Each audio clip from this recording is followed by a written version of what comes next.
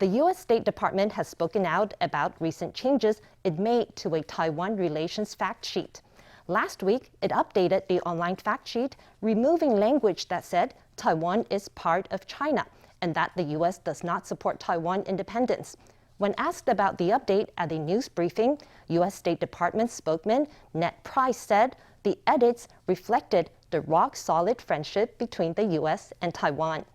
A Taiwan scholar said the new fact sheet did not signal a change in U.S. policy, but that it was a gesture of goodwill brought about by the Russia-Ukraine war.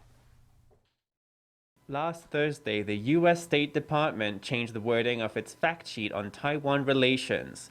A spokesman stated publicly that the changes reflect the friendly ties between the U.S. and Taiwan. Our fact sheets reflect, in the case of Taiwan, our rock-solid, unofficial relationship with Taiwan, and we call upon the PRC to behave responsibly and to not manufacture pretenses to increase pressure on Taiwan. State Department spokesman Ned Price emphasized the closeness between the two sides. In its recent fact sheet update, the State Department removed the words Taiwan is part of China.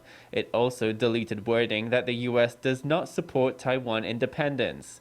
It added language referring to the U.S.'s long-standing One China policy, which is guided by the Taiwan Relations Act, the 3 joint communiques, and the 6 assurances.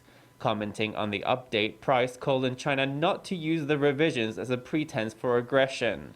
In Taiwan, one scholar believes that the Russia-Ukraine war had a hand in Washington's revisions. The U.S. itself may be worried that, under such circumstances, other countries might say the U.S. itself admits that Taiwan is a part of China. Other countries might misinterpret Washington's position and believe that Washington itself admits that Taiwan is a part of China. Under such circumstances, these other countries may not feel able to respond to Taiwan the way they're responding to Ukraine.